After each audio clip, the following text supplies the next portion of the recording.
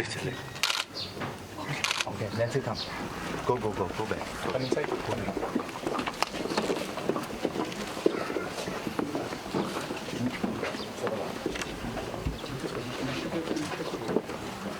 어디 오시죠? Stand up. Okay. 1, 2, 3. 그래.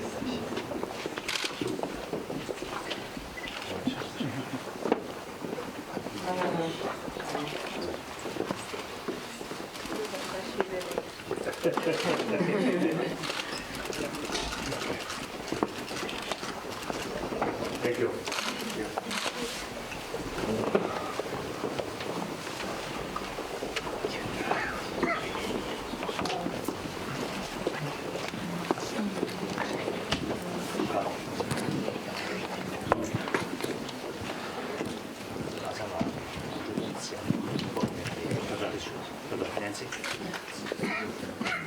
Your Holiness, thank you. Thank you for once again welcoming us here for the fourth year of the partnership between you, your office, and the U.S. Institute of Peace. And we have here with us today 26 youth leaders from 12 different conflict-affected countries. And that means over the 4 years, we've now brought 106 youth leaders from 19 different conflict-affected countries. So we thought we would start by letting everybody introduce. Yeah, I will. Who they are. So if we could start by just going around the room so you know who's here with us today. Arik? I think, let me say a few words.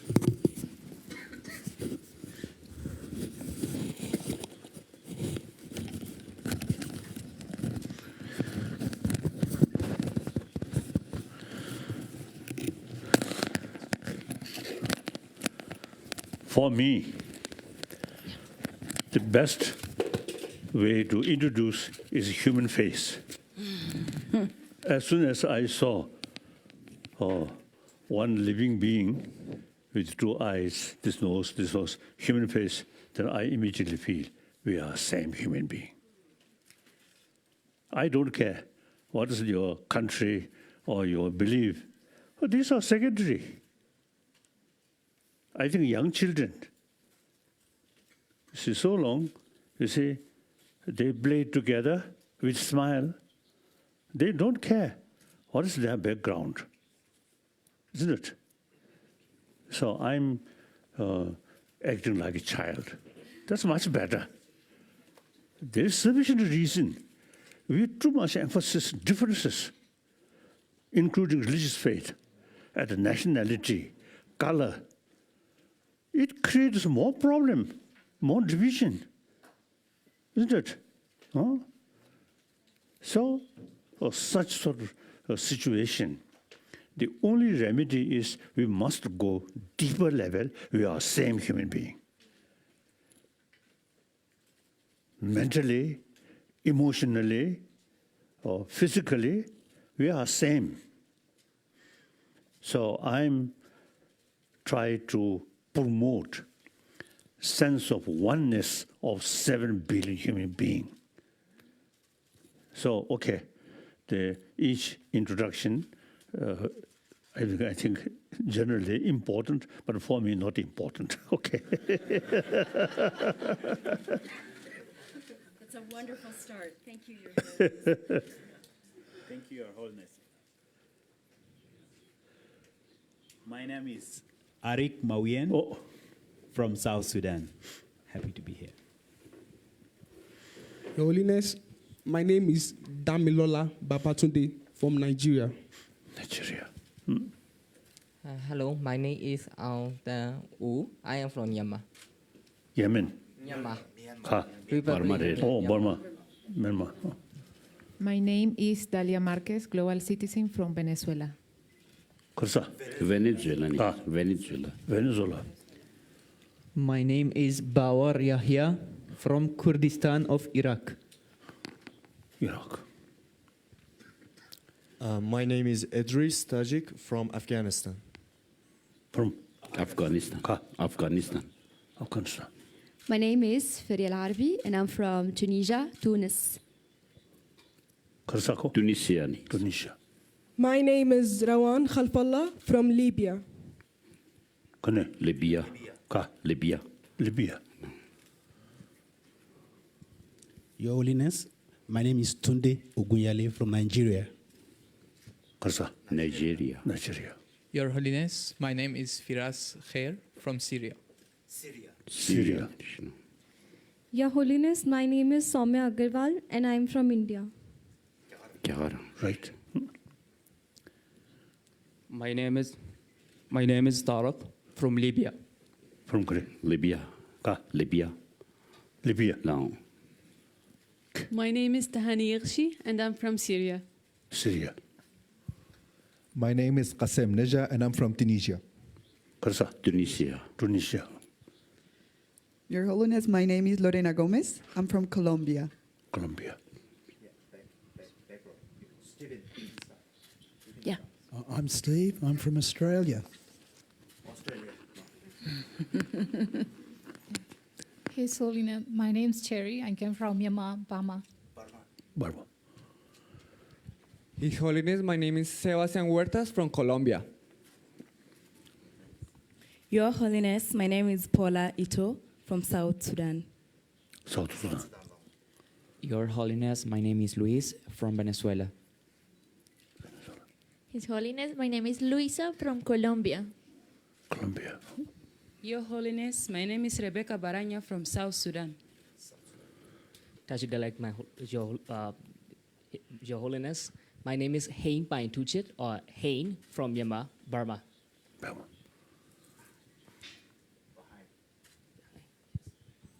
My name is Rebecca. I'm from Nigeria. My name is Ingrid. I'm from the United States. I'm Libby from the US. My name is Sarah from Lebanon. Lebanon. My name is Allison from the United States. My name is David Young from the United States.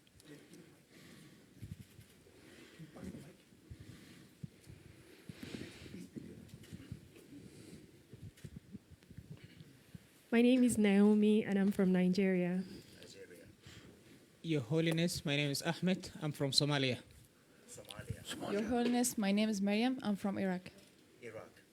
Your Holiness, my name is Achu from South Sudan.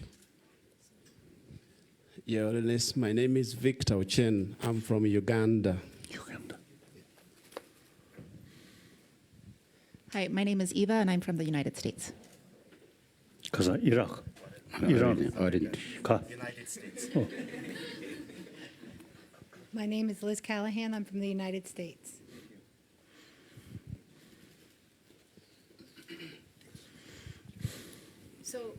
So we have our youth leaders, we have our thought leaders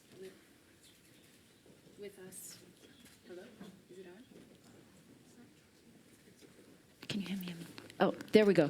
So we have our youth leaders and our thought leaders with us, and our team from the U.S. Institute of Peace. But before we begin, I would like to first give a special thanks to Mr. Abhimanyu, who is here with us from the Indian Liaison Office to His Holiness from the External Affairs Division of the Indian government. Your help has been invaluable in enabling this program, and all of us have enormous thanks for your support and your efforts, and we'd like to give you a small token of our appreciation with many, many thanks.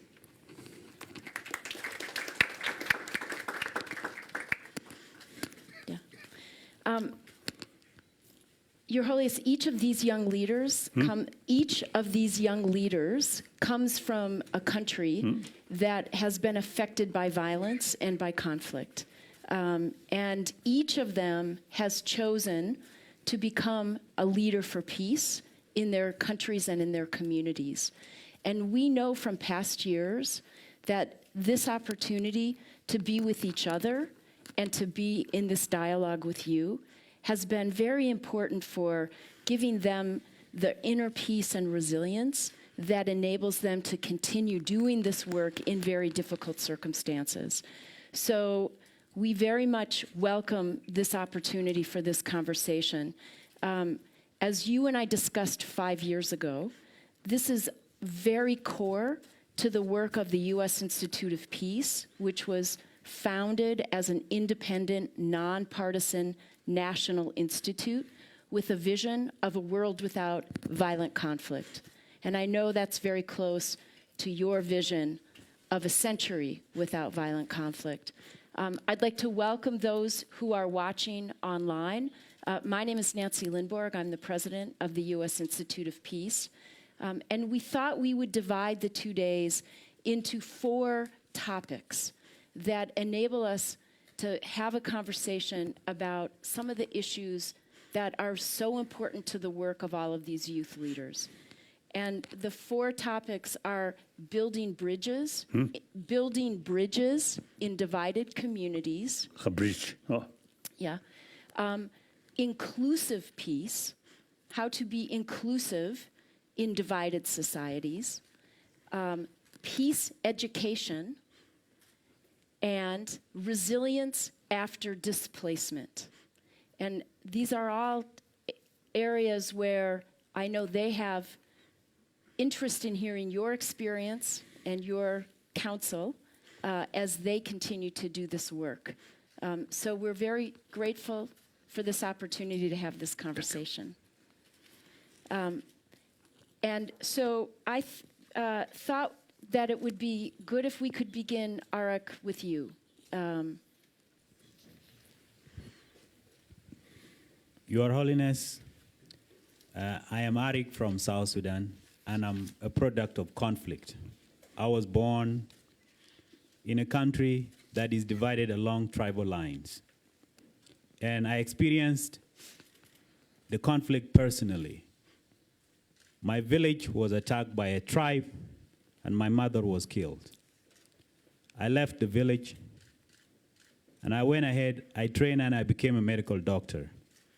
Now I have returned to my community, and I am running a clinic at the border between my tribe, the tribe that killed my mother. The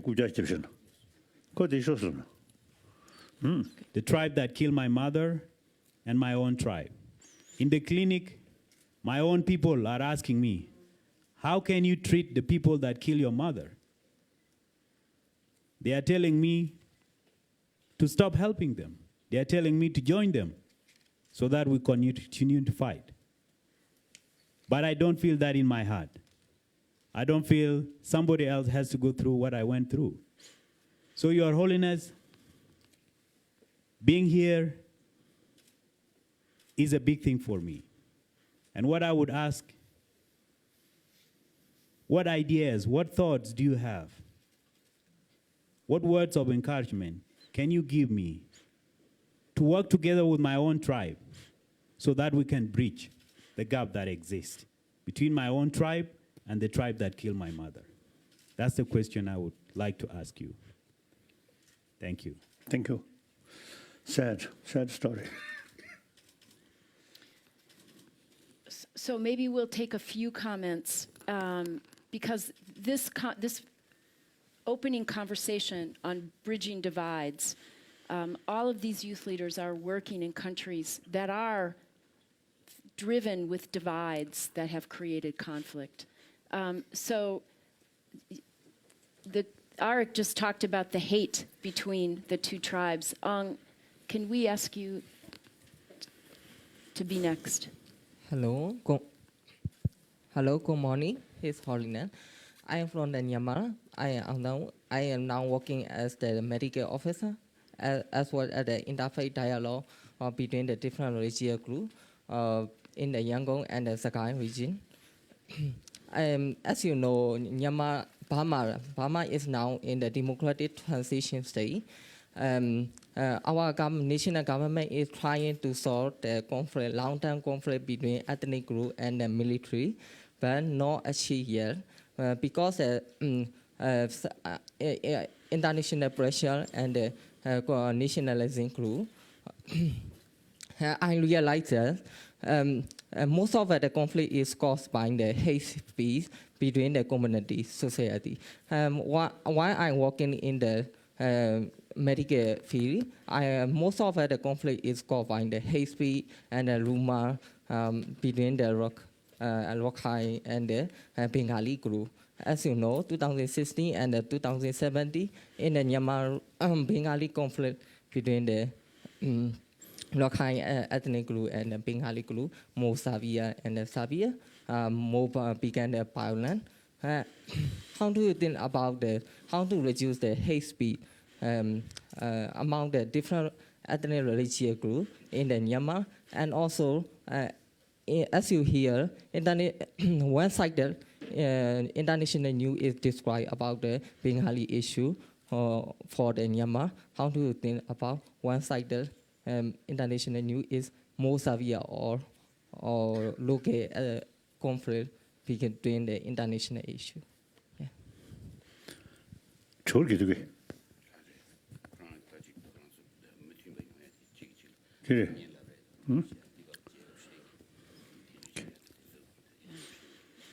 I have another question. How do you think about the hate speech spread among the Buddhist religious group? How do you think about hate speech among the Buddhist religious group? The first problem in Burma, Buddhist, Muslim, I was in Washington, and I express those Buddhists should imagine each Muslim's shoulder, Buddha remain there, protect them. Visualize like that. I express that. And in the meantime, practical level,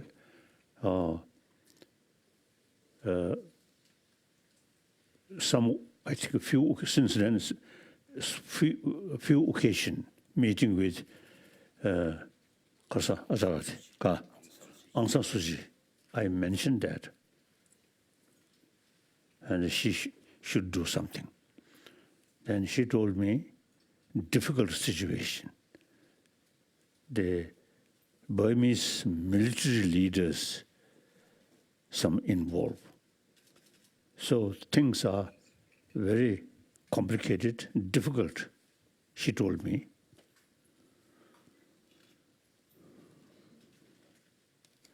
So now, I feel, my view is, we have to think fundamental level, humanity.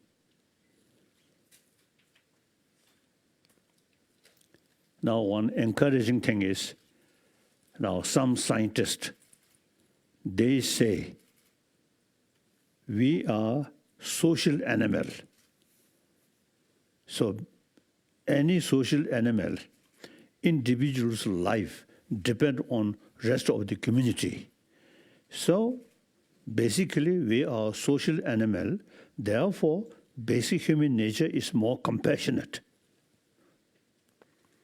And also practically, you see, more compassionate mind here, physical health much better. And too much anger, suspicion here, very bad for our health. So we are not talking about religion or Buddha or Jesus Christ or these things. It's simply everyone want happy life, or including, a healthy body. A healthy body. Now these days I'm expressing, you see, from kindergarten, you see, we should include teaching to kindergarten level, up to university level, beside hygiene of physical, we must combine hygiene of emotion. So I feel the basic human nature is positive. But it's the existing education system, not much thinking, these inner value. The modern education is from Europe.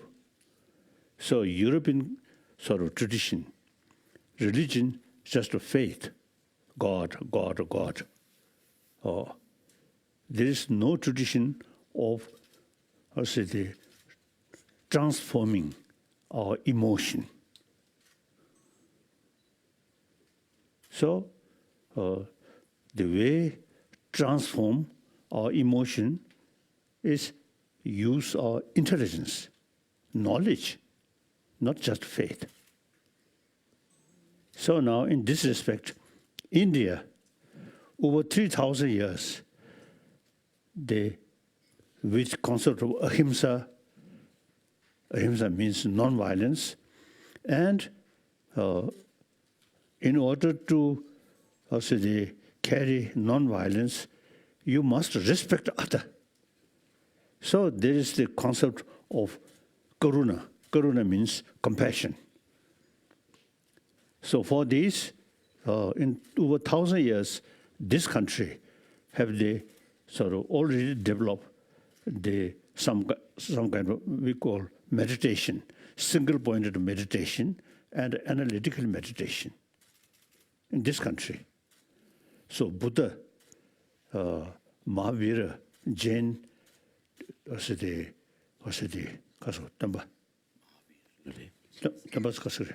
Teacher. Or teacher.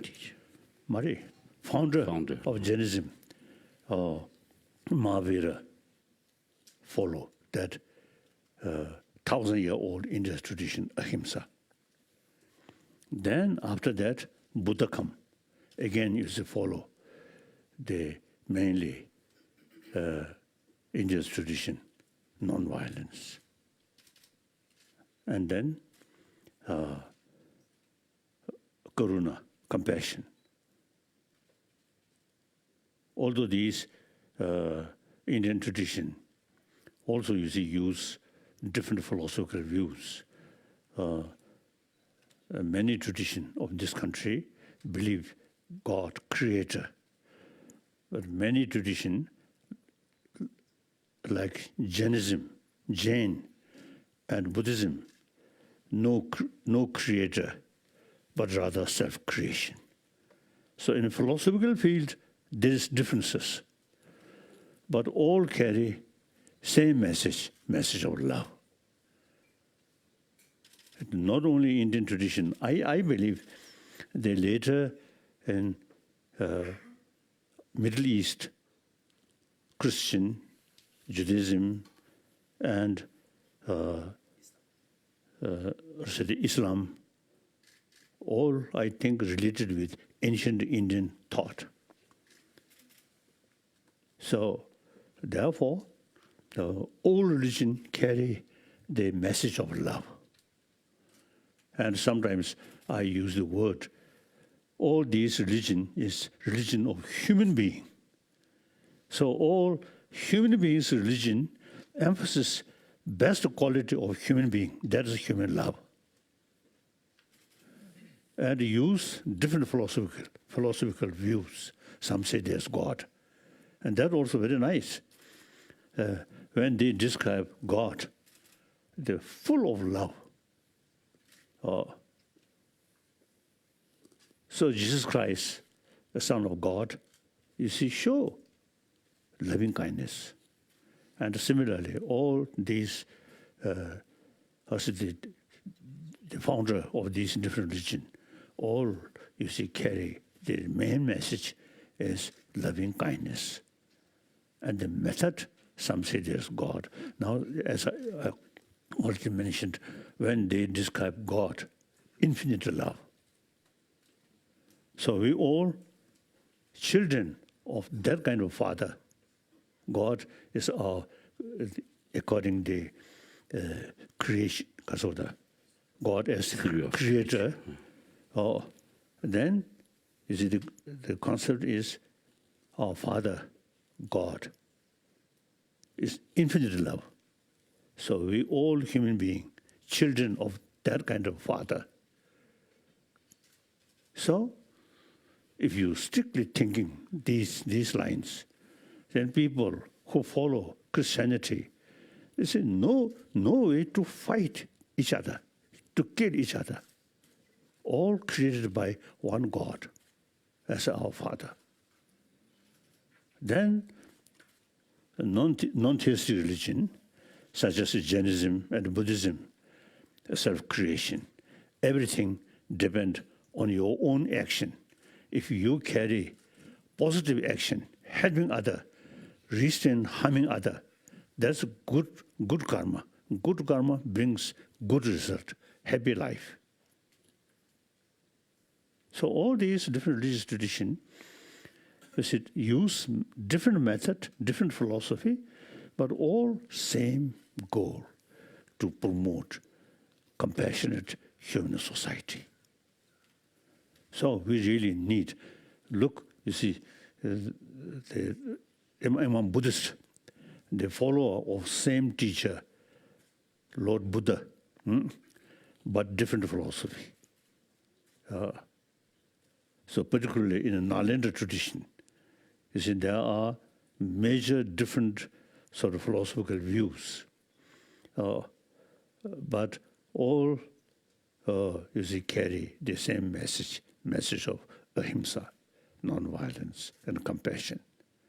So different philosophy is necessary in order to different people who have different mental disposition. Even twin, same parent, emotional level, some differences. So we need different way of approach. The aim is same. Try to become more compassionate human being. Okay. So this is what Burma. So it is very clear we need different philosophy because so many different sort of mental disposition. Okay. So the Buddhists must respect the Muslims. Very important. And Your Holiness, you talk about the importance of compassion and how everybody wants a happy life. I think much of what they encounter includes people who are filled with hate, and that becomes difficult. And Qasim, I wonder if you could share your story. Thank you, Your Holiness, for giving us some of your time. Being here the past couple of days with these youth leaders from different parts of the world have made me realize how lucky my country has been that we don't have a lot of religious divide or we don't have a lot of tribes. However, there's a problem that I think that may lead to a lot of divide, to hatred, and to probably extremism, which is this divide between marginalized communities that have been marginalized throughout history for years and years. So I'm trying to give some of my time to those marginalized communities, to talk with them about debate, about dialogue, about public speaking, and to give them to give a voice to those voiceless, and to actually spend some of my time being with them and listening to their concerns.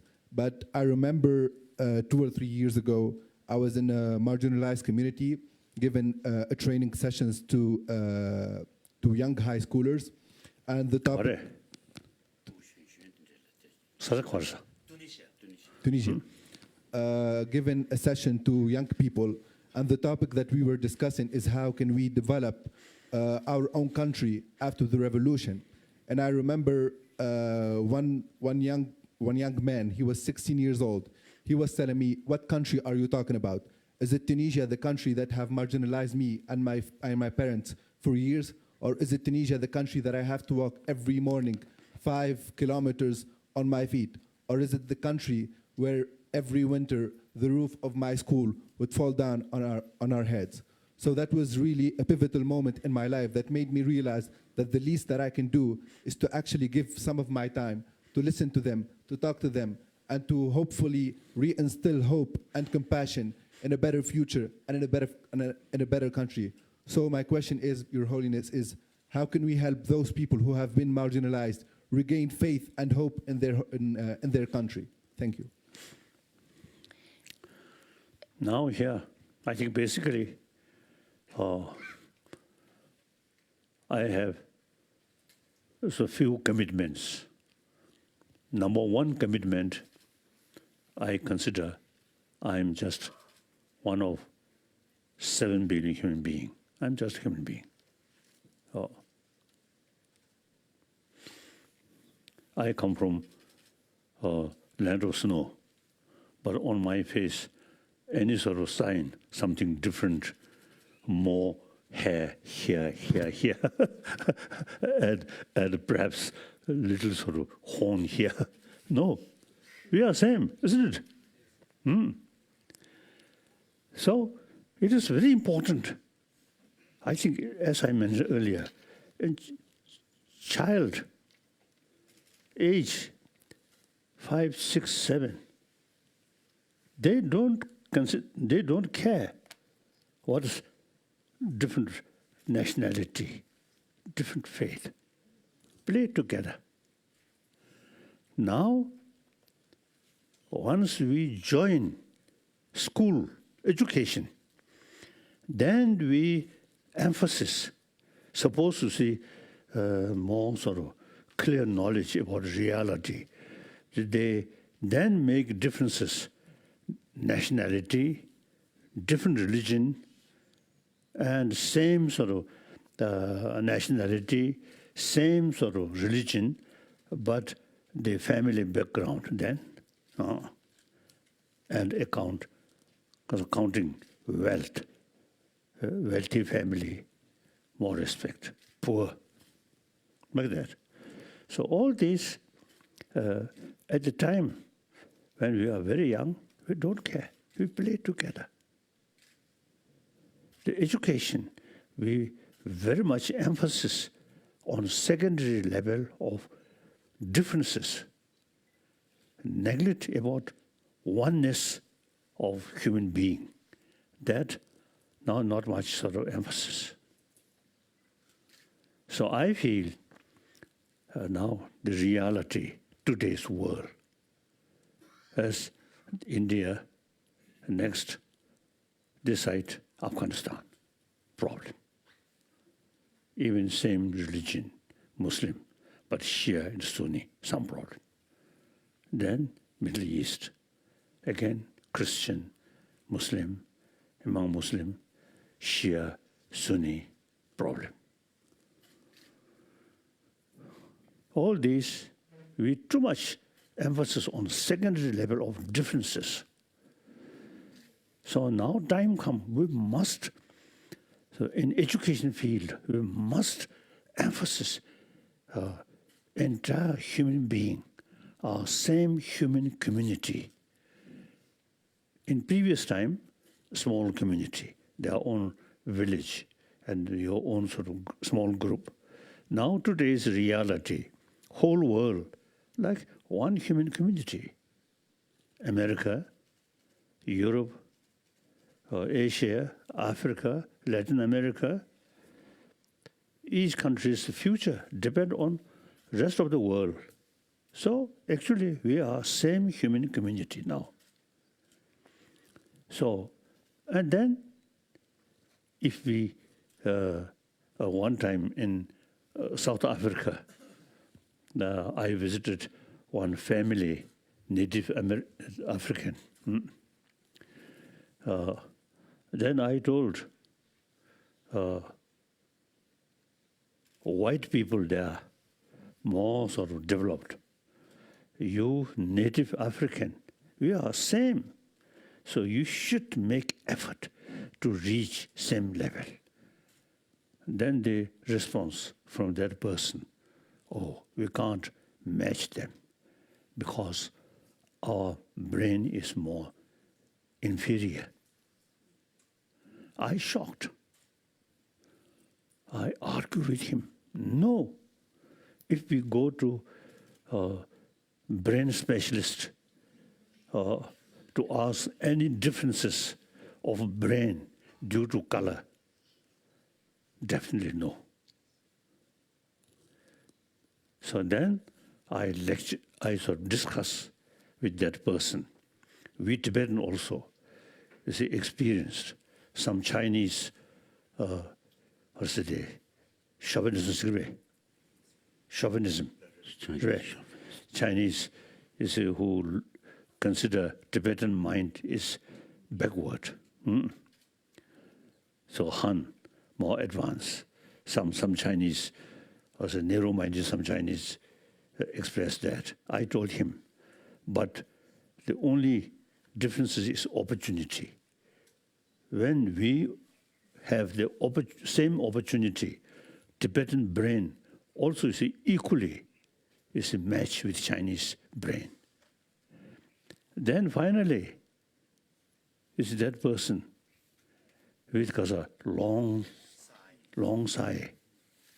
He told me, now he believes same brain.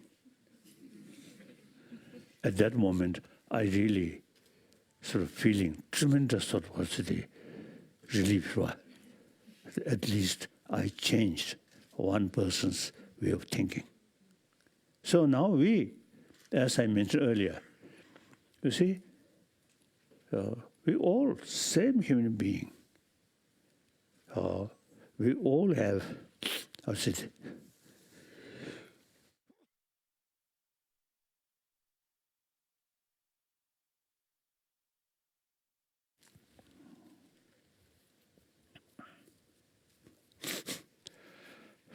Usually, some people coughing one sneeze, say, God bless, God bless. But where is God? Nobody knows.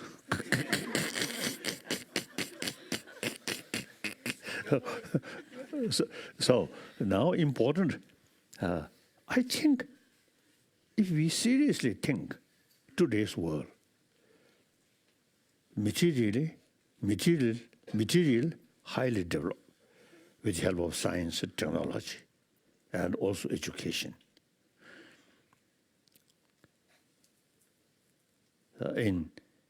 As the previous generations, they are really facing sometimes starvation on these things.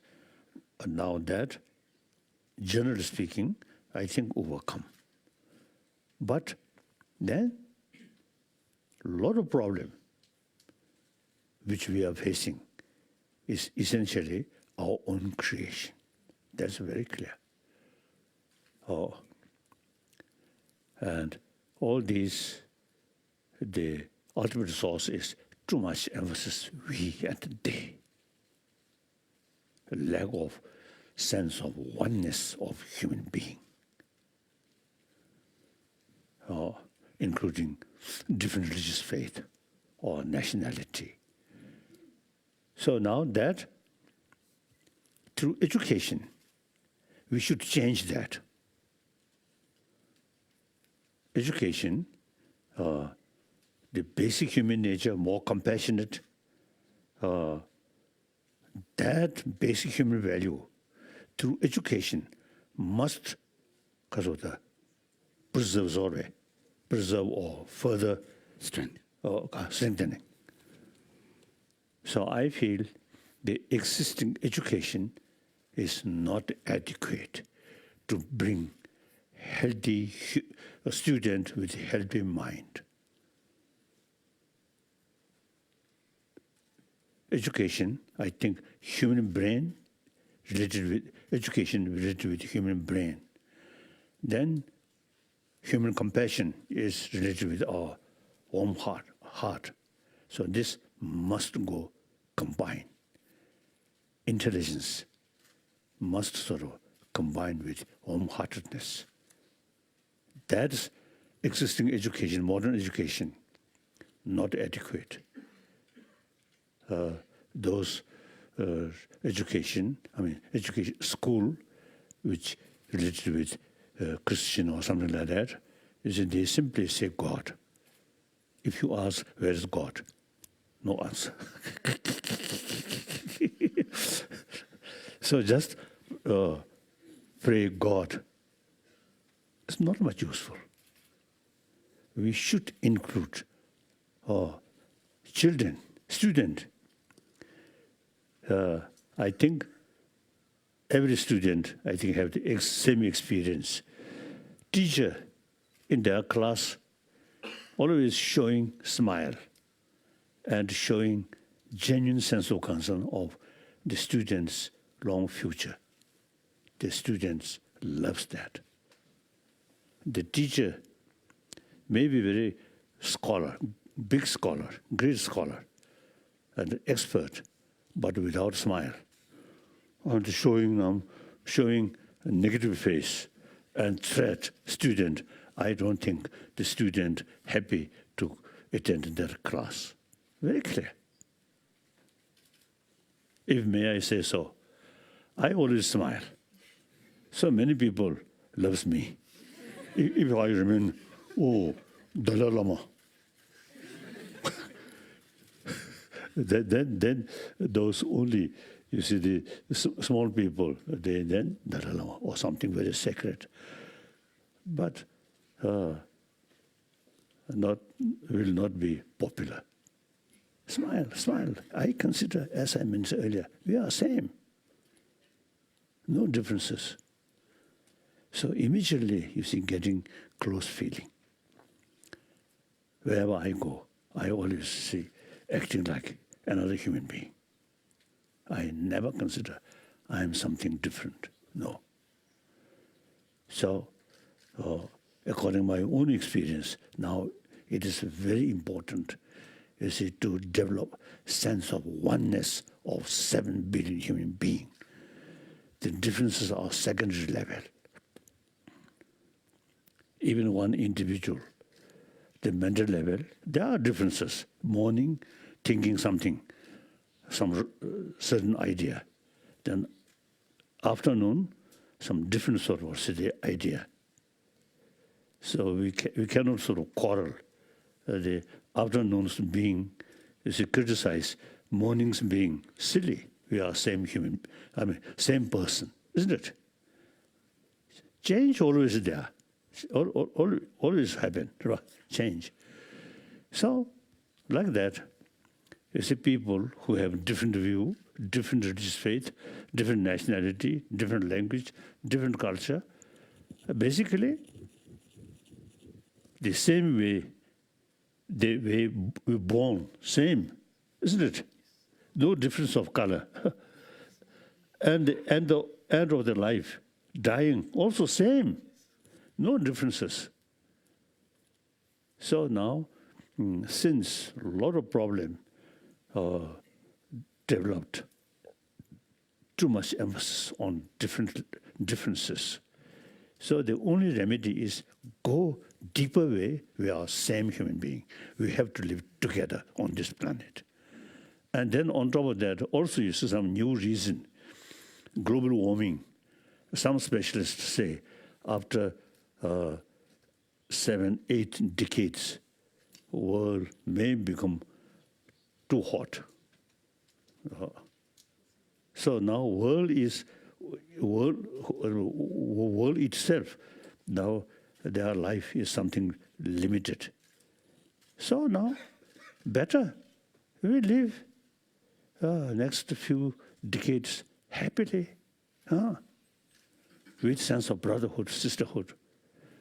And the small differences through dialogue, through talk, not use weapon. So in this world, I think I usually saying this 21st century should be century of dialogue in order to create peaceful world. Differences there, always there. So whenever we find some differences, the both human brothers, sisters, you see, we both have the responsibility to build happy, healthy humanity. So, only thing is only differences through dialogue, not weapon. Sometimes I also feel the concept of war, I think, very much related with feudal system. In ancient time, kings, queens, and also religious leader, all power hold some kind of totalitarian system at that time. So they give order, go there, fight, kill them. Now today, democratic sort of society. So each soldier loves their own life. Nobody can order, go there, sacrifice your own life to kill other. It's outdated, old thinking. So therefore, I think through education now, we emphasis on more, combine basic human value, warm-heartedness, and sense of community. And then plus brain, including science, technology, these things, combine these two. So I feel, firstly, the main thing is we should aim to create happy humanity. For that sense of oneness of 7 billion human beings, and that, you see, the education, you see, should emphasis on that level. So, I think one of the issues that a lot of our youth leaders face in trying to follow, I think, the wisdom that you're providing, is that they come up against hate and hopelessness with the people that they interact with. And sometimes this has become how the whole nation views itself at a national level. And I wonder if I could ask our 3 more of our youth leaders to give you an example of that, because it's something that you speak so powerfully about.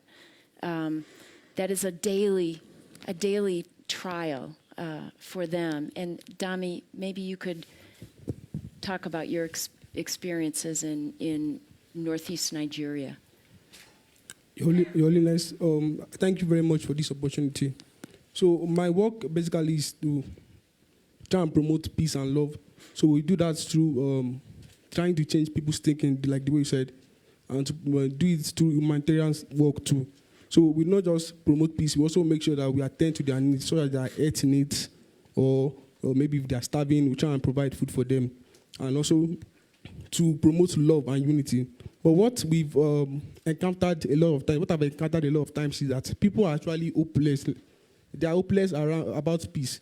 So they refer, because in 2014, an issue happened in my country. About over 200 girls were actually taken from school, the Chibok girls, and they were not returned.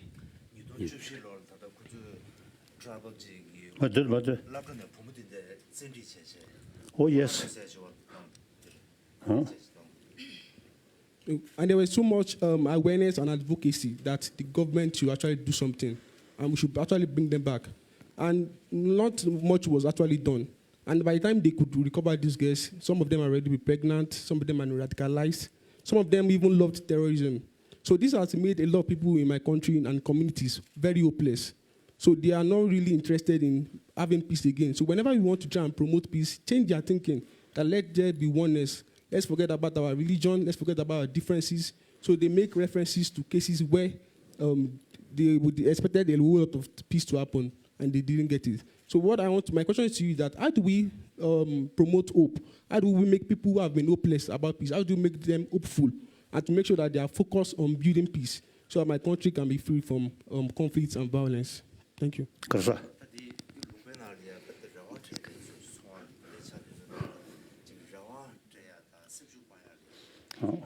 And I feel each place some differences, some difficulties, and tackle that more difficult, I feel. The fundamental level, our existing education is something wrong, not adequate. So we have to think, education system, they educate people, not only just the development of brain, but keeping, or brain should use warm-heartedness. And then sense of brotherhood, sisterhood automatically come. So these small problem. You see, the existing education, so-called modern education, there's not much talk these things. I feel that. So the education more complete, not only material life, but internal our peace, and that very much based on sense of brotherhood, sisterhood. This through education, not through church, but through education. If we start now, the other day I met some American scientists and educationists. I mentioned they should organize some meeting in America.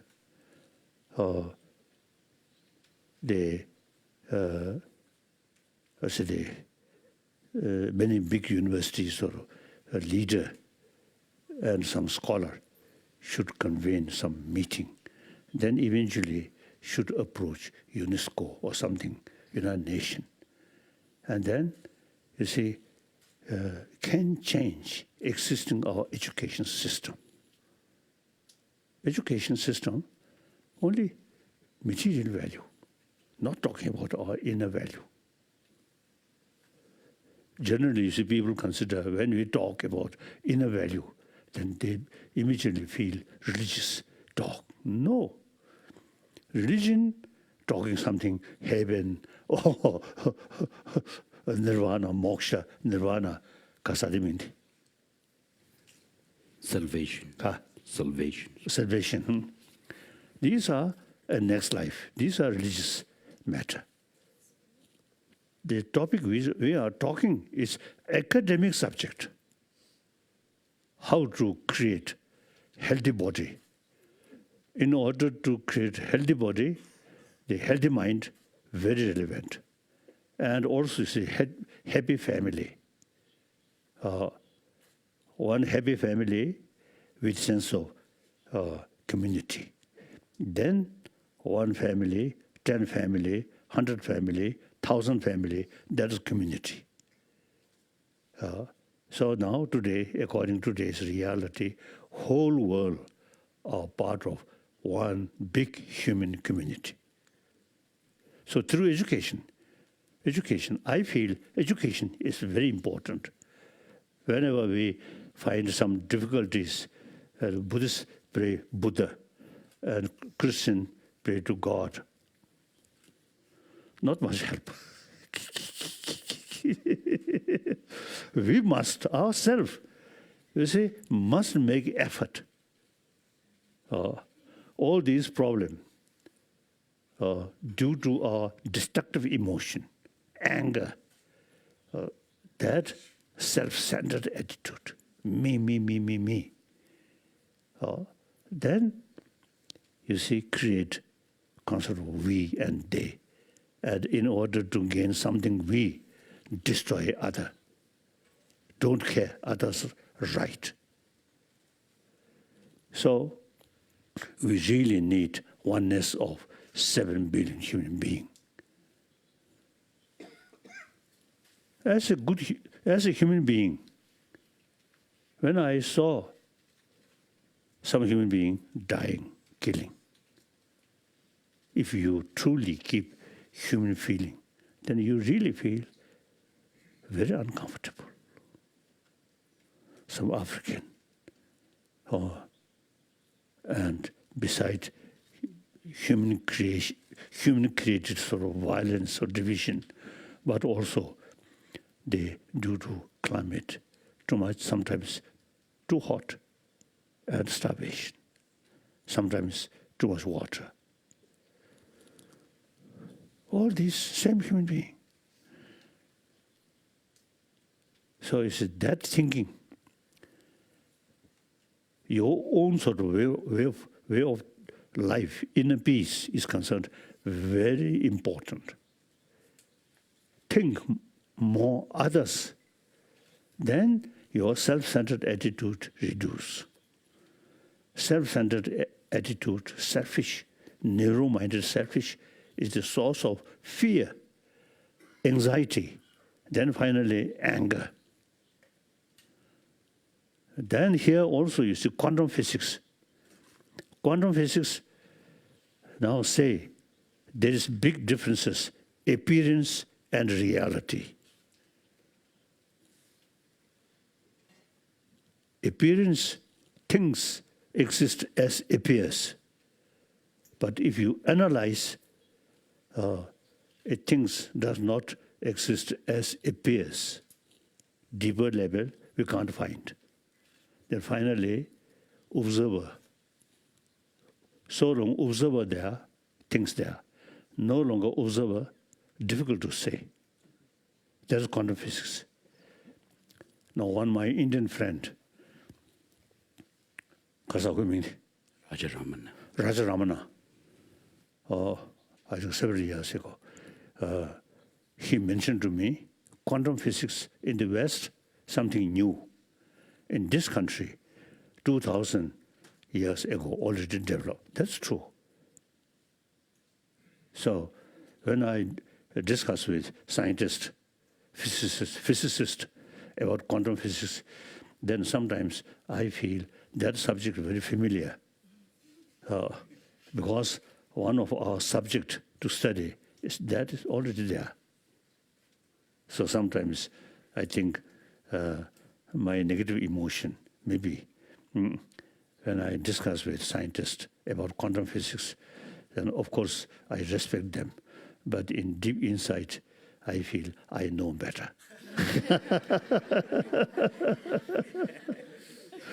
So now some student, university student, who study quantum physics, now some of them realize the quantum physics, quantum physics, nothing exists as appears.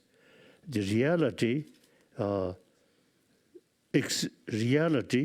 is much dependent on other factor, not by itself.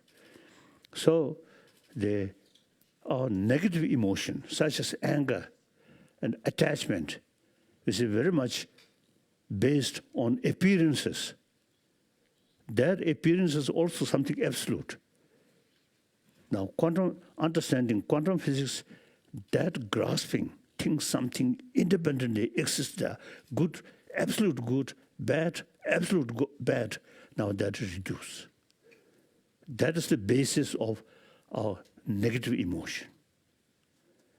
The 2,000 years ago, some Nalanda master, 2,000 Mari, the last 2,000 years, you see, number of scholars, Buddhist psychologists, they clearly mention that. So the destructive emotion very much based on appearances, absolute exist. Once you know there is nothing to exist absolute way, or the grasping thing reduce. That's the basis of anger, attachment, that automatically reduce.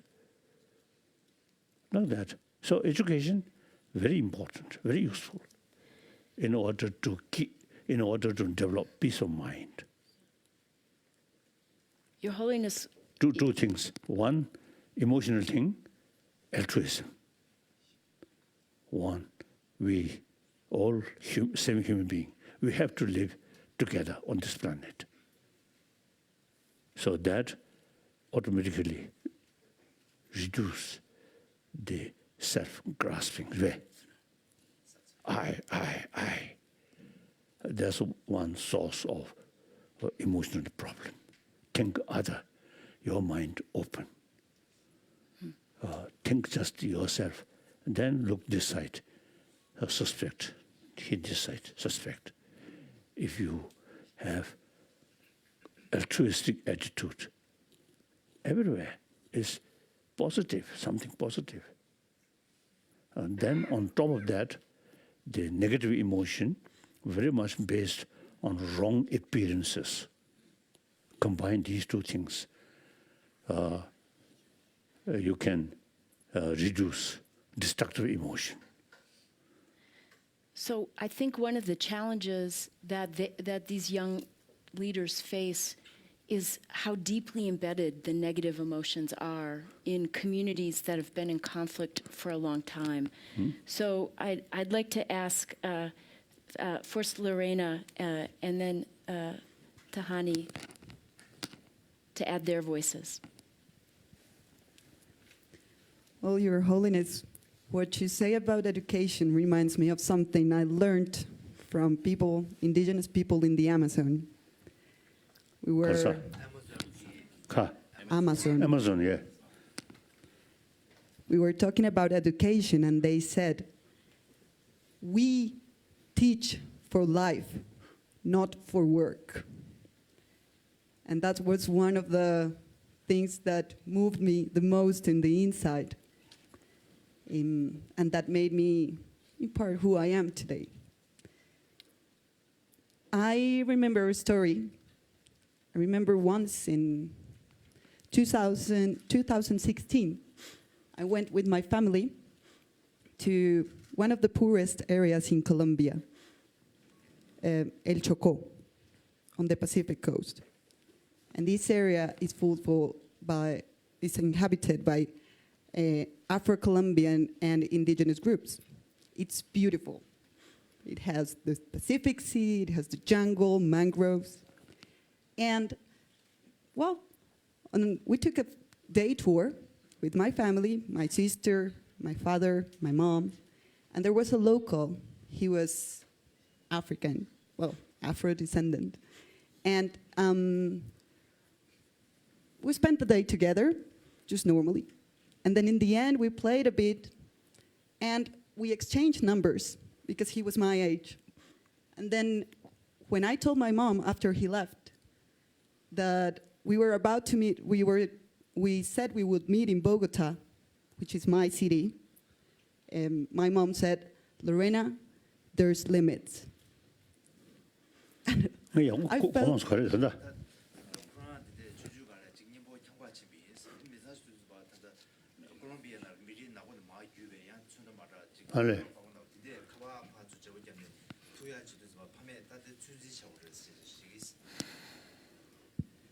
so after she said that, I felt like the child you're saying, because I couldn't understand. Why was she saying that?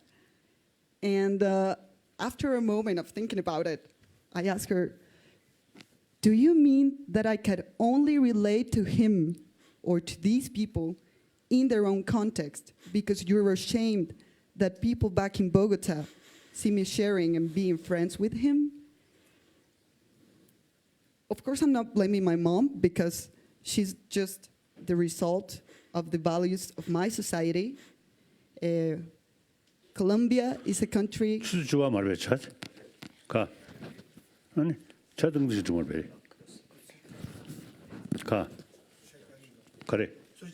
어쩌서?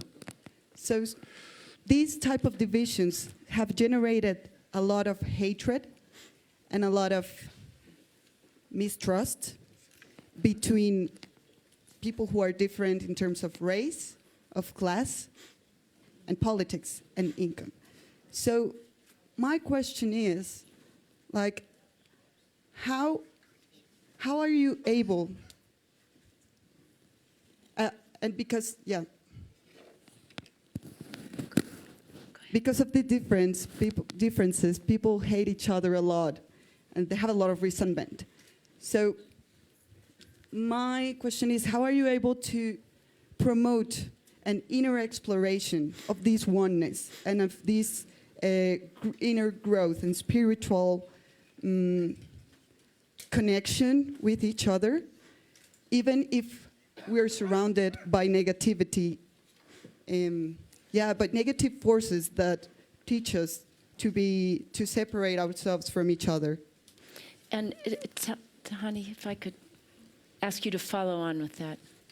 Well, I came from Syria, and for the last 8 years, we have been living inside an atrocious war.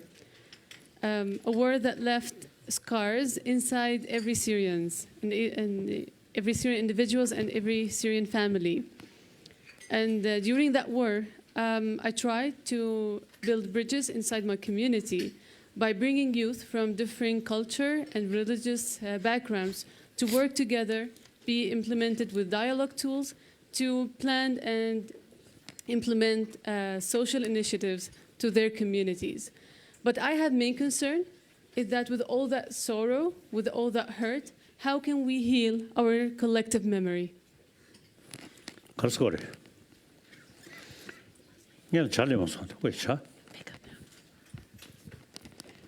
Your Holiness, can I just... those multi-jure.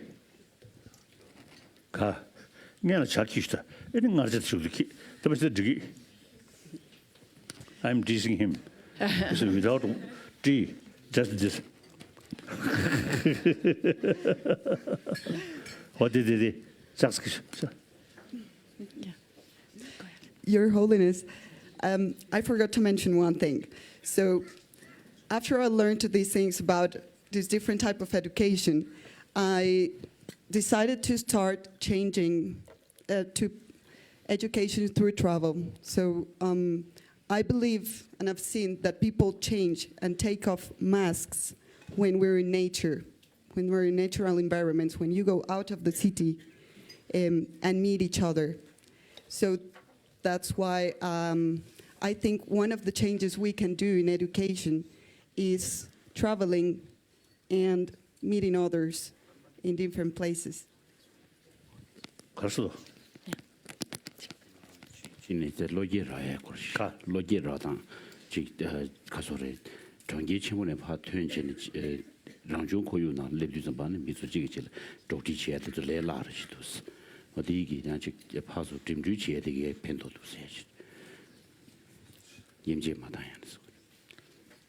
Now I feel there is not my choice, not my choice, I mean not other choice, whether existing situation is satisfy you or not. There's too many suffering, killing. Even religion use for division and killing. That's today's situation.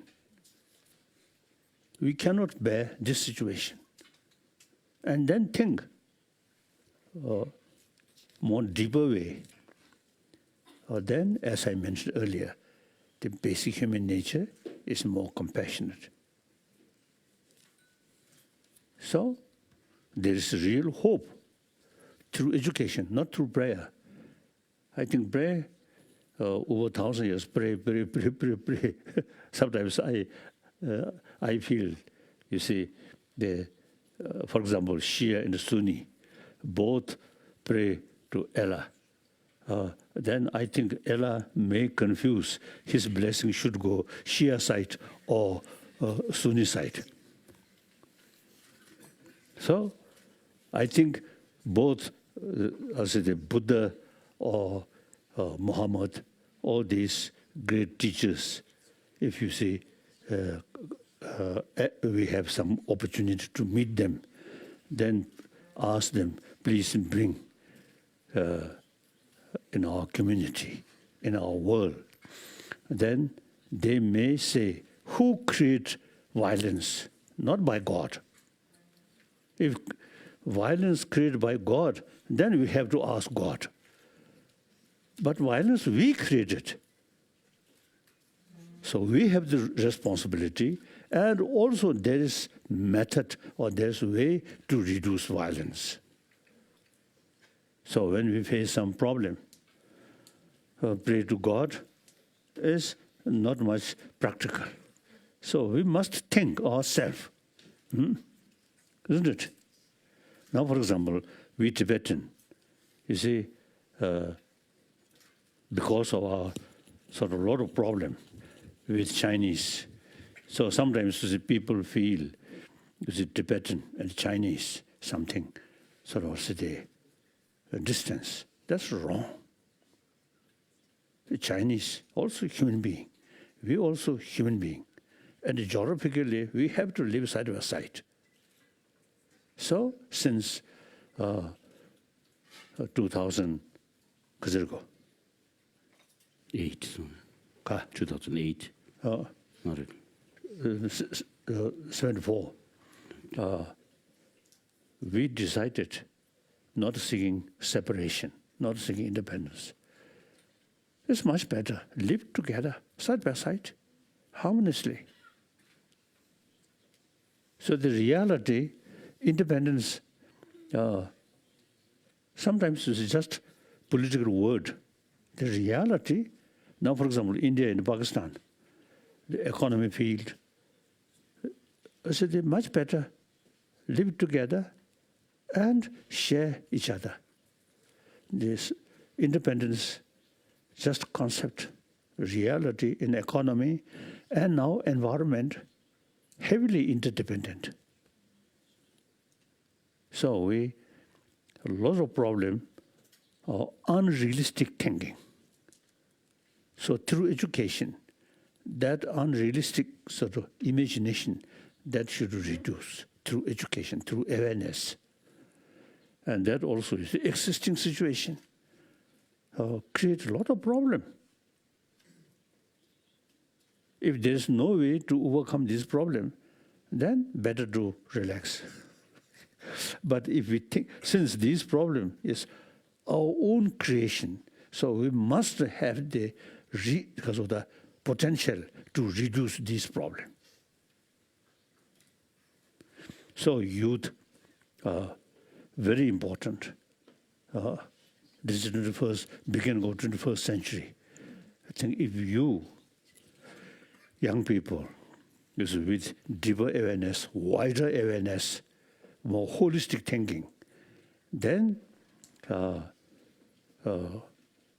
with effort, then after, say, you see, 20 years, 30 years, I think world can be different through education, not through prayer. Okay, what argument now? Do you have some argument? I love argument. You know, Nalanda tradition, we very much emphasize logical approach. Even Buddha's own word, we raise question, why? That's important. We never say yes, no. Even Buddha's own word, why? That's a Nalanda tradition. Really wonderful. Oh, take this. Eric, did you want to make a final comment before we take a tea break and let His Holiness drink his tea? I think not necessarily tea break. Just while we are talking, eating, okay. Drinking. No? Your Holiness, thank you so much. I have learned a lot. But one thing still in my heart, in the situation I mentioned earlier, how do I go beyond my own self-hatred? Because when I see somebody that killed my mother, this bad thing comes up. How do I heal myself and go beyond that? Now, we should utilize our intelligence. Someone killed your mother. Then, in order to sort of revenge, try to kill these people, that creates more enemy. Try to talk with the killer, and you show patience and forgiveness, then that person may become also the friend of yourself. It's much better. One person who killed your friend, your mother, and try to similar way to revenge, then endless violence. Isn't it? I feel. Today's enemy, these enemy not from birth, but later, due to certain factor, you see, they become like murderer. But there is possibility, therefore, there is possibility if we create more positive atmosphere, that today is your enemy, next year may become your best friend. I think our own sort of experience. Chinese, we always consider them as a human brothers, sisters. We never sort of try to build hatred. So then, number of Chinese now become our friend. That's good. And the recent sort of event, Pakistan and India, I think Indian Prime Minister mentioned India, land of Buddha, and this is showing some kind of more peaceful attitude. It is right.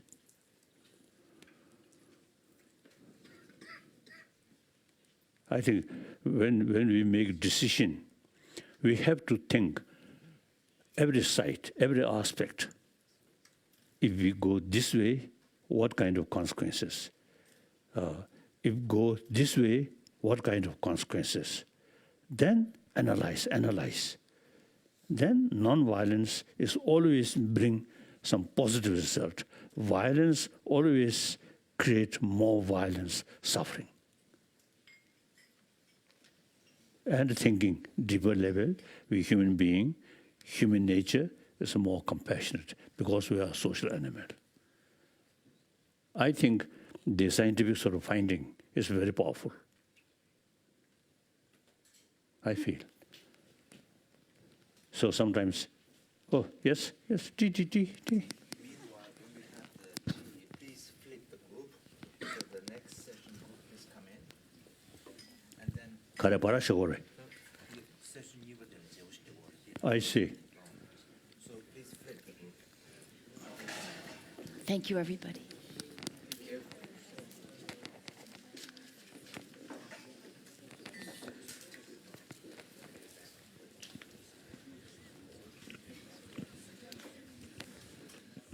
Thank you.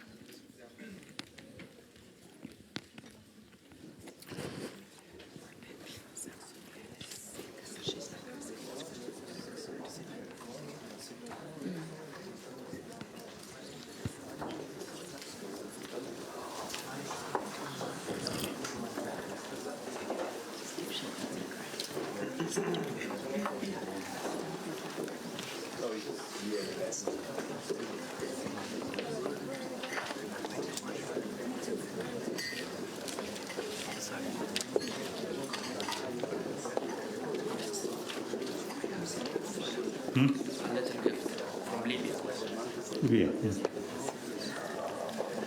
Thank you. Oh. Thank you. Thank you. Thank you.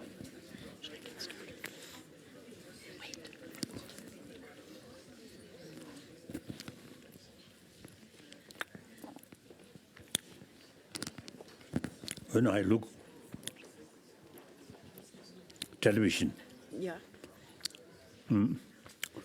when look about this generosity news, too many problems. Then I really feel fat, fed up. What's what? Fed up. Hmm? Say that? Fed up. Yeah. So then I look animal. The tigers, these, of course, very sort of also wrathful, eating other people.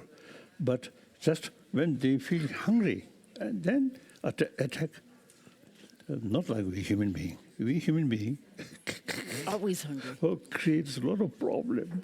And utilize this intelligence. I think this intelligence, not for creation of problem, but creation reduce problem. That's the very purpose of human brain. We just opposite. Very sad.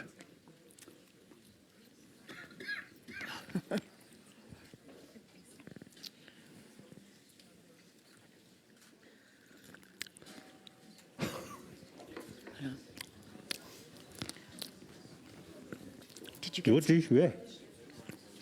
Did you get some? Help yourself.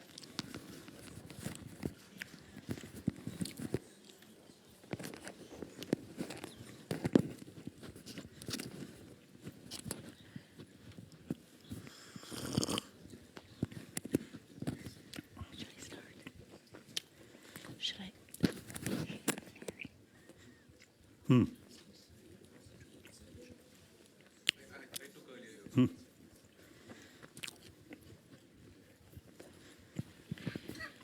Holiness,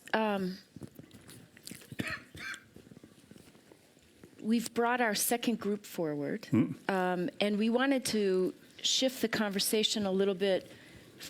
We talked just now about all the divides that exist in countries that are affected by violence and conflict. And we wanted to shift the conversation to how to build the kind of inclusive societies and communities that lead to more sustained peace. And with the knowledge that it's so often the women and the youth who are left out, who don't have a voice or who are not included. And so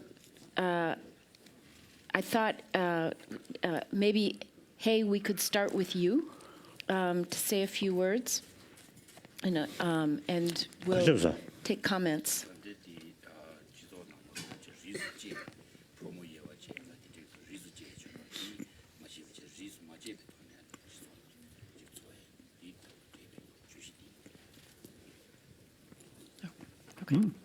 Hey. Thank you, Nancy. Thank you, Your Holiness, for this opportunity. I'm Hey from Myanmar. So I am a medical doctor by training. So after my graduation, I worked in ethnic areas, conflict-affected areas, and dispute area in Myanmar. So I also work as a researcher. At one point, I had a conversation with the ethnic groups in my region. And there was a story where an ethnic soldier was trying to hold a grenade in his hand, and he was trying to play the pin of the grenade. That's just in and out, in and out.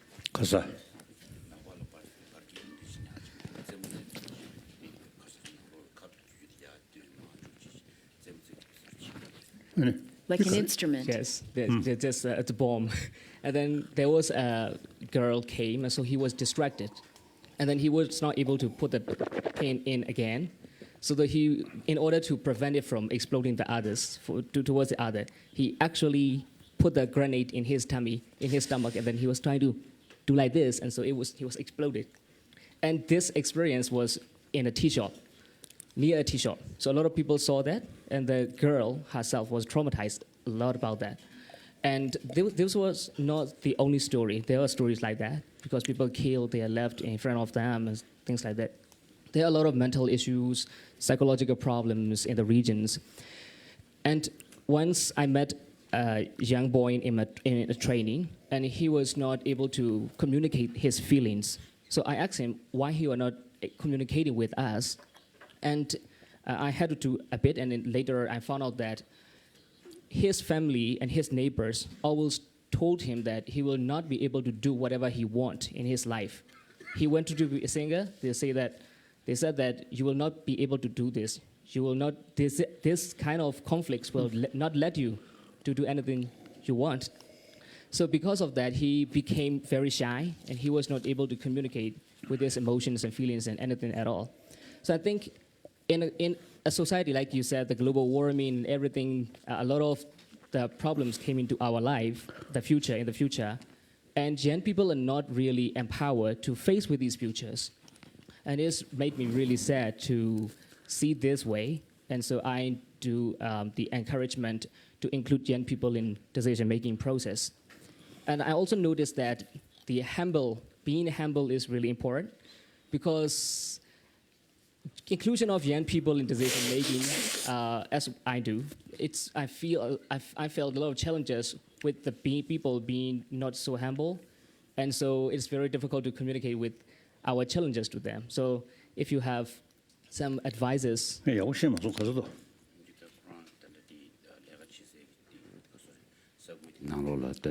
mi shengi da semshu jashe yoden kaje buji pena tanda koran chenbu chana she tangin chi isla du pama binja de nganzo kanye de na tsu de du sambala kana mi yu tubye yo mar serbo de level ten yan ko pet semshu chana mi nam do zom yun du keje shiro ma che de kanye che dos de indu ta che koran zo ji zo na lo su da nyam do mi shin da nyam do drop ka la ya bo chin de do ti che tu ya ke ta che tabshi tabti kandes che koran di semshu bare de le ga chi yes So if I may, I would like to have some tips to educate people to be more humble and more open to each other. 지내 지도나라 저지 민념중 제대 개점을 하셨어. 근데 디 돌다시 그소래 로종의 돈에 신윤 베베 돈에 디 민념중 그소래 수토야 근데 답지도 간절히 쉬고이나 어디서 그런 남았어. And Your Holiness, it's in addition to youth, Mariam, maybe you could go next. Your Holiness, I'm from Iraq. I want to talk about a situation that it happened to me personally. As you know, Iraq is a diverse country, and it's been a lot. It has been a lot of problems and violence going on. And I remember in 2007 to 2008, when I was only 14 years old, I was forced to wear hijab, because I was told that if I don't wear it, then I will be killed by the terrorist groups from the Qaeda outside the, like inside our region where I live. And I remember a moment where I was under violence, because the terrorist groups and the army were trying to fight with each other, and we were inside the school. We were under the violence. It was something very terrifying. And I remember when everything was settled down, I had to go out, and I saw my dad was crying, and he tried to hold me, and he was so happy that he sees me, I'm alive, after all of this violence and the war that happened. And so my question is, how can we help those young teenagers and widows that's been affected by terrorists to move forward after being affected by the ISIS or the terrorist groups?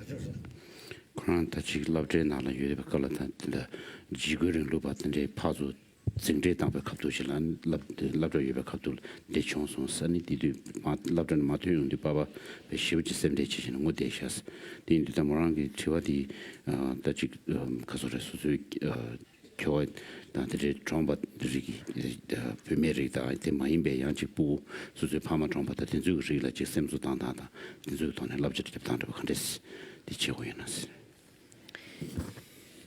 And Your Holiness, maybe we can ask Tariq to contribute as well. I came from Libya. Yeah. It's okay.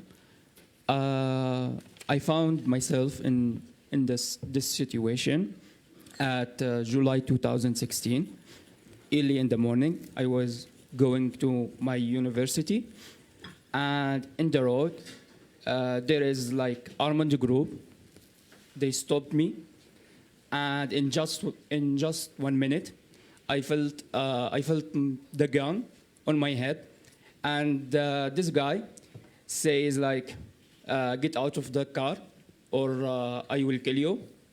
Then I just follow him. So I spent like 3 days with them, arrested.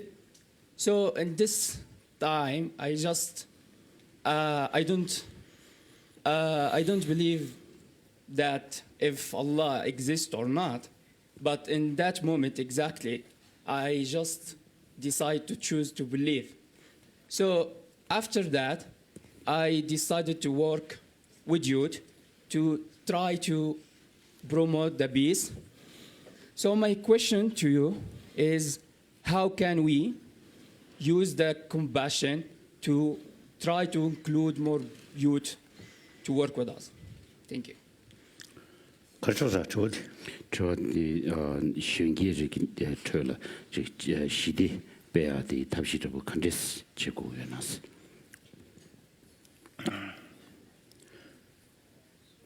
Difficult question.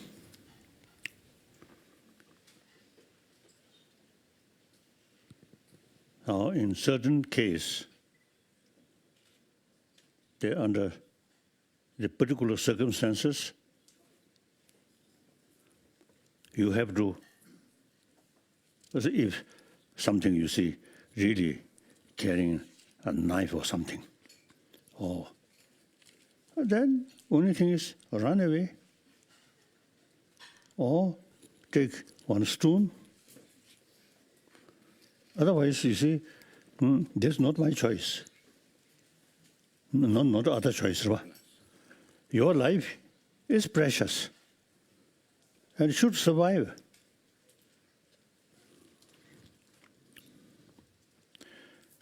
In 1959, March 10th,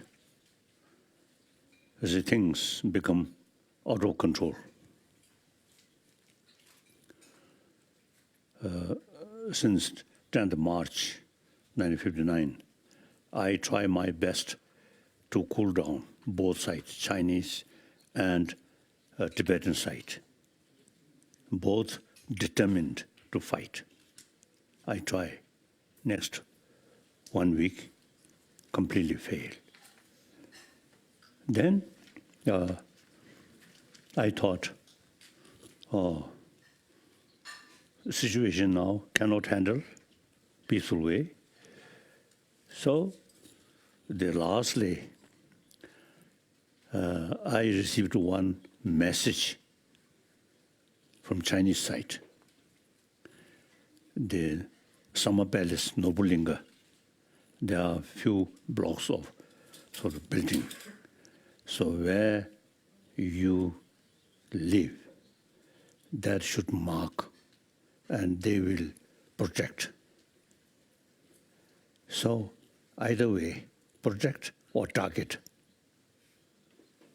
So then finally, I escaped.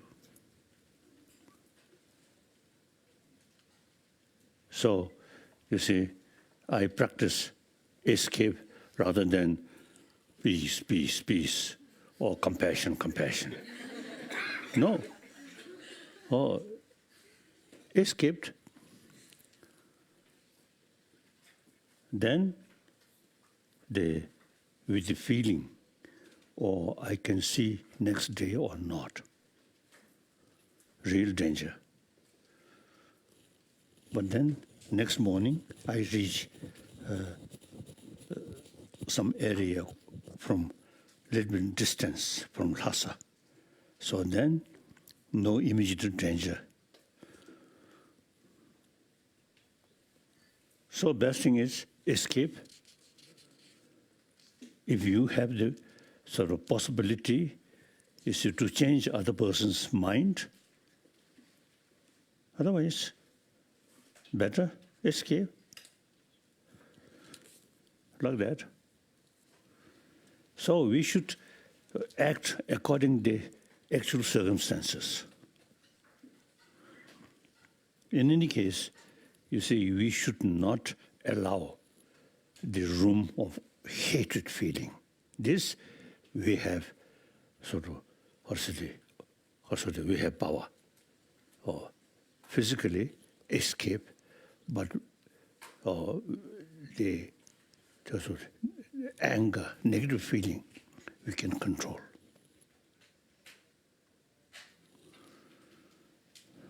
The recent year, there was some similar situation, 1959.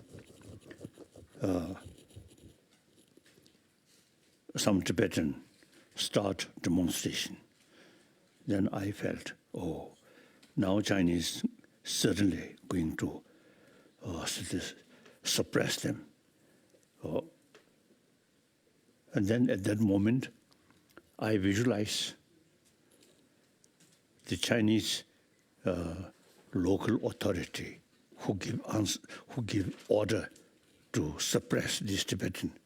I visualize them, and then practice of give and take. Take means through imagination. Take their anger, their suspicion.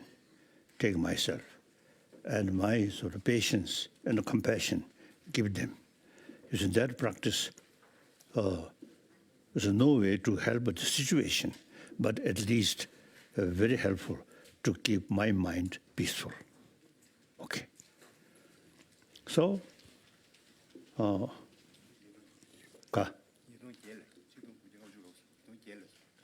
어디?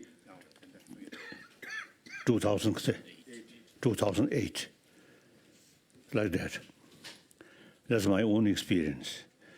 You see, mentally, you see, thinking that way, although no help to solve the actual problem, but at least very helpful to keep peace of mind.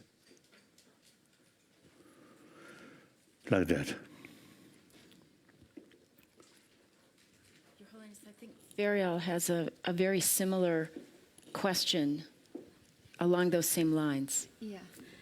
So when I start, does this work? Yeah, you're on. Okay, thank you. I'm really honored to be sitting next to you. I had a great moment. I want to thank you for the great opportunity. I was really, really inspired by all you guys' stories. So you guys know that the Arab Spring started from Tunisia, and we're starting to be a role model for all Arab communities. Before the revolution, we had no knowledge of human rights. We just lived there, like eating, sleeping, working, doing daily stuff. But I lived a personal story that my mom was constantly harassed in her work because she was wearing the headscarf. I had also a couple of people of my family being arrested for going to the mosque or reading certain religious books. But after the revolution and after all the protests, we have more freedom of speech, and we are advancing also in women's rights. I work as a women empowerment activist, and I aim to create a community of women that are bold, confident, but also change makers, and who can make a positive change in the community. I also want to empower everyone that identify herself as a female, and that includes trans women and lesbian as well. So my question for you is, how can we address the needs of people who are minority in their community, and they feel excluded from the community, such as the LGBTQ+ community? Thank you. 차디 교릭 딘주 대치게 가서래 지존을 수 가서 조디치 되야게도 간디스 답시 제오레세 건예 체대고를 장미리 차이. And Your Holiness, I'm going to ask Rowan to go ahead as well. Now, since we not seeking separation from China, we want to live together within the People's Republic of China. In the meantime, we ask them, you see, since we have our own language, our own cultural heritage, and these different cultural heritage also related with the geography, environment. So it suits the people so worthwhile to preserve our own cultural heritage. So politically remain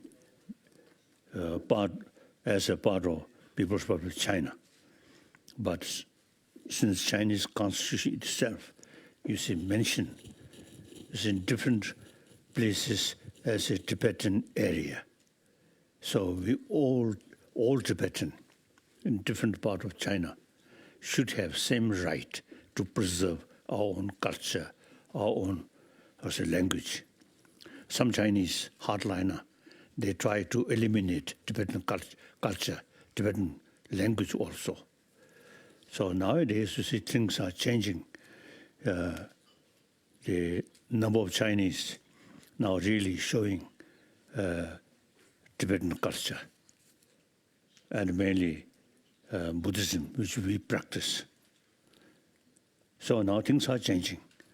So such work, we need patience, and meantime, determination, and believe truth.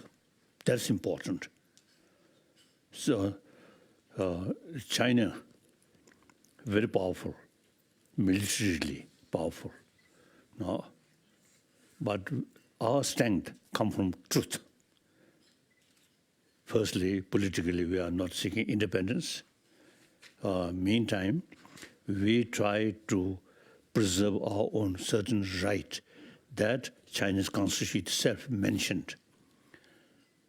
Another point, if we just say about the similar convention, that it mentioned, you see, inner Tibet and outer Tibet.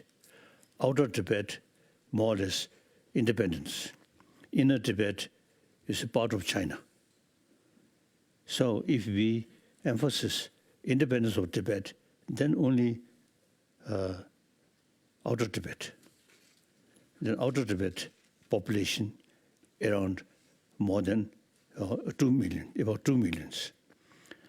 Then combine both inner Tibet, outer Tibet, then our population around 6 to 7 millions. So Chinese Constitution itself recognized as a Tibetan area. So good. We're not living from People's Republic of China. Remain in People's Republic of China. But those areas which Chinese Constitution itself recognized as a Tibetan area should have same right to preserve our own culture, our own language. So mutual benefit.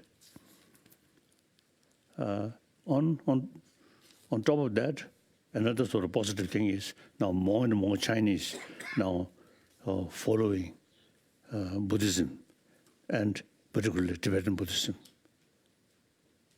So we can help them about Buddha Dharma, Buddhism. And then they can help us money. Tibet, a lot of damage done by Chinese. So let them spend more money to rebuild, including these monastery, about 6,000 monastery. Marbe, about more than 6,000 monastery destroyed. So these, the local people very faithful. Of course, logically, Chinese people love their own culture. Similarly, we also love our own culture. And then, the practical level, I notice Tibetan language is the best language to explain precisely about sophisticated ancient Indian thought, Buddhist philosophy. So, I notice this is about psychology. When we discuss with scientists, Tibetan language, I found best language to express precisely. Because before Buddhism translate into Tibetan language, very primitive. So while translation carrying on, the new Sanskrit word, then they create new Tibetan word. So now, result, Tibetan word, Tibetan language, very most closest language with Sanskrit. So therefore, now Sanskrit, that language. Some scholar maybe, but among the living language, Tibetan language is the best language to explain about this sophisticated Buddhist philosophy, Buddhist psychology, Buddhist logic, like that. So therefore, it is mutual benefit to Chinese. We can help them. To us, you see, we get more money to rebuild. Already, many new constructions in Tibet already have. So good. After all, Chinese, same human being. We also same human being. And historically, 7th century, Tibetan king married with Chinese princess. So close link there. Sometimes I jokingly sort of express the Tibetan emperor, 7th century, married with Chinese princess. So certainly he enjoyed Chinese food. But when he sort of noticed the Chinese letter he found too complicated. So he preferred create our own script, Tibetan script, copy from Indian language, Devanagari, and alphabet. So now today, Tibetan language is, I think, best language to explain about Buddhist philosophy, particularly Nalanda tradition. So, Your Holiness, you know, your story really underscores the importance of your story, emphasizes the importance of people being included, the Tibetans being included with rights, and also how sometimes it can take a long time. I'd like to ask Luis to come in with his question, and then we'll go to Rowan. I think basically any small community have to sort of think the larger community in economy, environment, and education, many fields, you see, close connection with the bigger community. So the separate small community, just think oneself, that I think to extreme. Think the greater communities, also the situation, and remain close connection.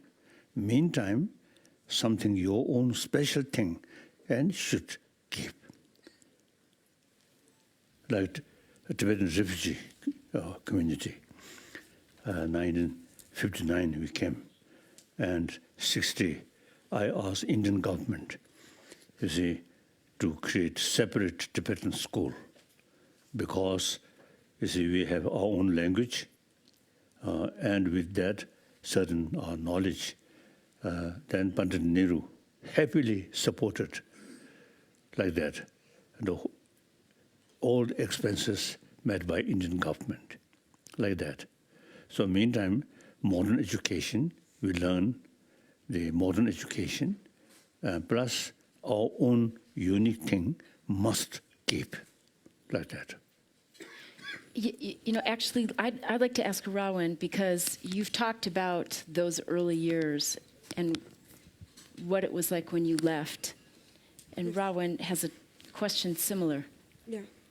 So thank you, Your Holiness, for having us. You've been an inspiration for me for quite a while now. So Libya was living in a box before 2011. We did not even know who lived in our country, like the different ethnicity that lived in Libya. But sadly, when it comes to conflict, women and youth pay a big price.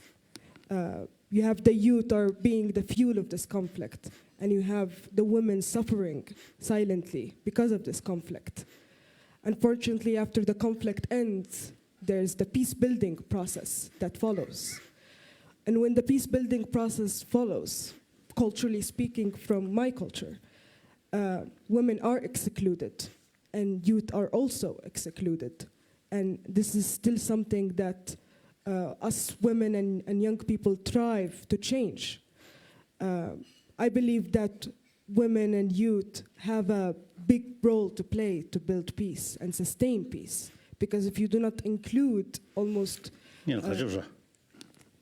비아디 저 가서 크란스 이동 죽지 봐도 크란스 롱버디 수익 경구에다 내주 가리미 시라시다 마싱이라고 내장 치차디 요시네 다든지 디제라 아니 다 진루다 든지 총연도 좀 받아 양게 망셔의 부메다 쉔게르샤스 디인디다직 디제르다지 가서래 시디 야 중요하다 디 탑시 집에 걸라 아니 부메 리스 주바다 쉔게르스 왕고지야 디 레군에 파직 수조치에서 디 콘도 맞추에서 디 간이 망고스테도 스팅군에 지나 디 코나 그래서 부메다 쉔게니가 디 나는 거 수고해지르샤스. So I'm interested in personal stories that reflect the role of women of the peace-building process. And I'm quite curious how Tibetan women or young people of Tibet dealt with the peace-building process after Tibet was exiled from China. If you can share a particular story that stuck in your mind, something that touched you as a leader. 가서 저한테 이제 벽이 벽에다 벽이 쉔유리 기대주 지기 그 소리 그래서 시대 야 공부에다 시대 주의해야 되는데 그 돌아 지 랭귀지도 간데간데 제가 대화를 지금 믹스 I think here basically I respect all religions. However, among the Hindus, the caste system, I totally against. That I believe due to feudal system, they created caste system, I feel, in order to dominate, or in order to dominate the poorer section of people. Similarly, in India also, is some discrimination, female and male, and Muslim world. Sorry, I to say, the Muslim world, female, little sort of discrimination. In that respect, Buddha make equal male and female. The monk's ordination, he give equal nun's ordination, monk's ordination, monk's bhikshu, nun's bhikshuni, equal right. So I think in Tibet also, generally, you see no discrimination. Kasa chuti, pomiyimji. The gender equality. Oh. There's. Oh. So, I think with Tibet, no problem. Female. Now, after we came to India, I think about 1960, later part of 60, and beginning of 70, I appealed all monastery, some monastery traditionally just to carry some was a ritual. That outdated. Now should study. Meantime, all nunnery also same study. So now, recent years, we already have the female scholars. So equal.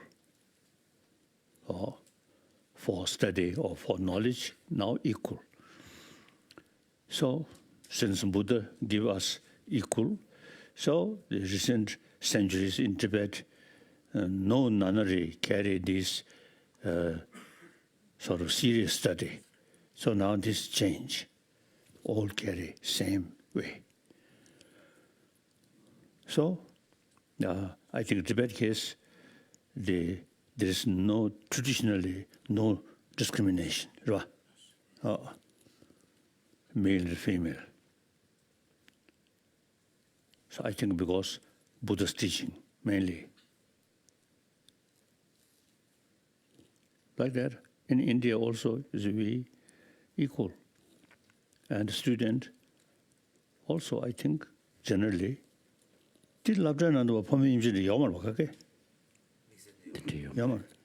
I think every level equal. Very good. No problem. So Muslim world, as I mentioned earlier, you see, a little discrimination. I think in India, now, after a few days, I'm going to one Impuka, after the Sikh temple, Sadaji's temple. So traditionally, among the Sadaji, no discrimination. Caste is no caste system. And also, you see, male and female, I think equal. So I'm thinking there is one opportunity. I'm telling Indian friend, now religious leader, should come out. The caste system is outdated. It is related with the feudal system. So we all same right. So the religious leader should come out, talk these things. So now the Golden Temple, one sort of opportunity, many religious leaders come, and the sixth tradition, as I mentioned, is a no discrimination. So that's wonderful. That must further because of boosting the structure like that. So sometimes religious orthodox thinking, sometimes I think necessary to a little change with permission from God. And Your Holiness, you became a leader at a very young age. Oh. You became a leader at a very young age. So as all of the youth leaders think about their own leadership, but also how to include other young leaders, that becomes a challenge that I know you have ideas about, but I'd like to ask Luis to come in. Yeah, Your Holiness, I'm from Venezuela, and for me, it's really a pleasure to be here with you. So I want to say thank you for this great opportunity. As you know, in Venezuela right now, we are in a not only in a political and economic crisis, but we are living a deep social crisis.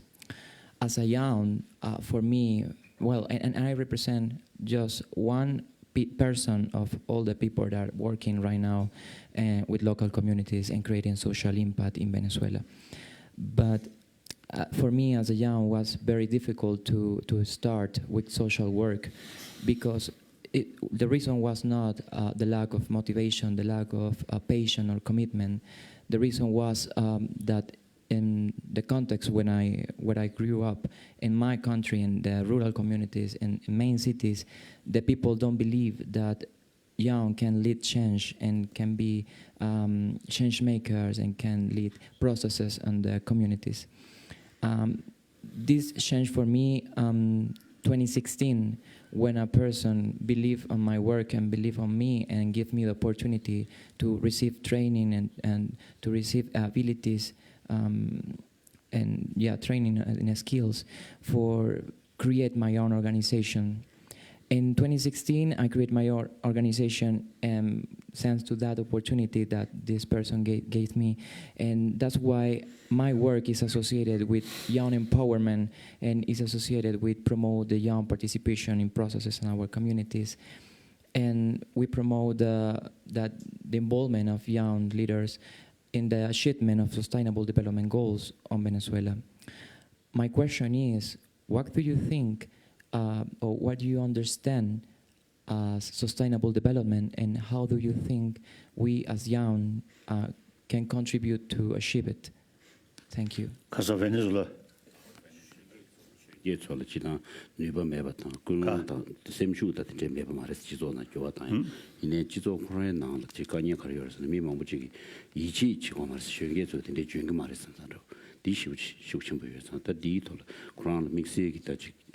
Self-confidence may be such way.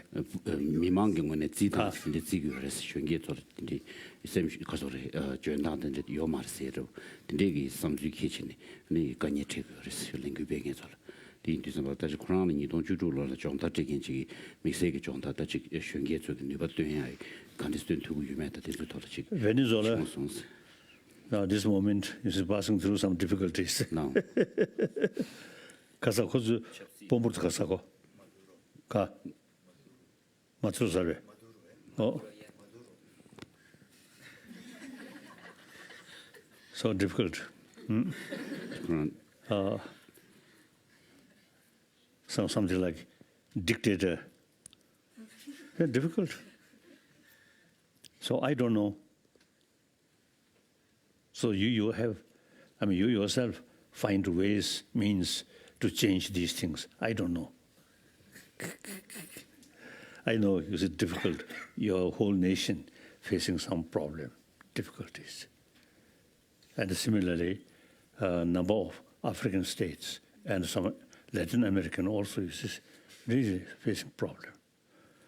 So in such period, I want to share on determination, willpower should keep, and believe truth. So with believe truth, you should carry your work honestly, truthfully. Then strength come, or power from truth come. Long run, power from gun is short, temporary. Power of truth remain long. So in this case, totalitarian system country, they are so honest, truthful. And then time passes, the power of weapon will reduce. Cannot remain forever. Power of truth remain forever. This I usually telling people, Tibetan, the Chinese heavily depend on power of gun. We, power of truth. So for temporary power of gun is more decisive. But long run, power of truth remain forever.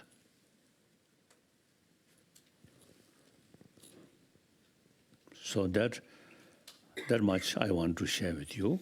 In detail, you should think, you should exploit. Explore. Okay. Thank you. Now I think lunch. Yes. Today. Yeah. Your Okay. Now lunch. Yeah. Lunch. Your Holiness, thank you very much. We look forward to continuing the conversation tomorrow. In order to carry normal function of brain, food is very important. Exactly right. Thank you.